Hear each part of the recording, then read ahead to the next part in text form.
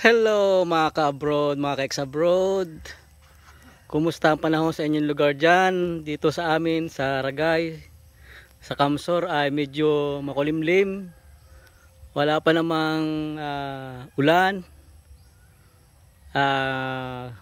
Kaso sabi dito daw ang tinutumbok ng bagyo.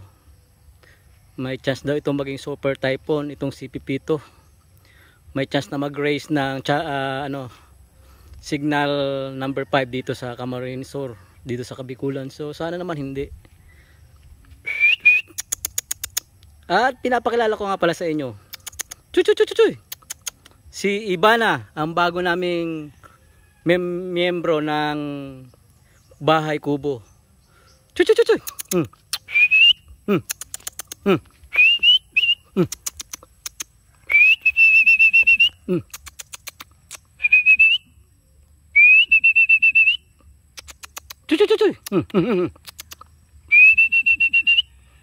Ayan oh. Tinatamad pa oh. Gusto niya akong lalapit sa kanya. Eto, dinala lang ito dito sa atin. Etong maliit na tuta na ito. Ibana. Ito ang kasama ngayon ni Alexa, si Ibana. Hi mga ka-abroad, mga ka-ex-abroad, meet Ibana. Ang cute niya. Medyo parang may trauma pa siya, medyo parang takot pa sa tao.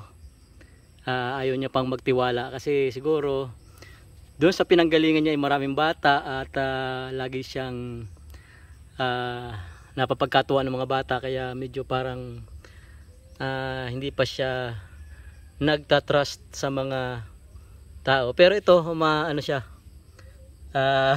magiliw siya, playful, talaga nakakatuwa siya. Kahit medyo ayaw niya pang magtiwala sa atin, okay naman siya, nakakatuwa siyang kasama. At ayan oh, yes. Tara. Ayan. Kahit naman siya ganyan ay talaga namang nakakatuwa. Ayan, pinakita ng tao. Susunod na naman siya pabalik sa kubo. Ayan. Alala. Iniwan na tayo ni Ibana. Bye bye Ibana. Saan mo gusto sumama? Doon na. Dahil doon daw sa kubo may pagkain. Ayan, mga ka-abroad, mga ka-ex-abroad. Kumusta sa mga lugar nyo dyan? Sa panig ng Pilipinas mga kayo naroon? Kumusta yung inyong panahon dyan? Maulan na ba? Sana naman ay hindi na maulit yung nakaraang pinsala na dala ni Christine. Sana hindi maulit, sana hindi na madagdagan pa yung pinsala at talaga namang hindi pa nakakabangon ang Kabikulan sa nangyaring yan. So ayan mga ka-abroad, mga ka-ex-abroad, yan ang update dito sa ating lugar, dito sa Ragay, Camarines Sur. At sana ay hindi na dito dumaan yung bagyo, umiwas na lang dito sa Pilipinas, sa buong Pilipinas. Napakalawak naman ang karagatan, sana doon na lang siya mag-stay sa karagatan. And salamat sa panonood at hanggang sa muli. Bye bye.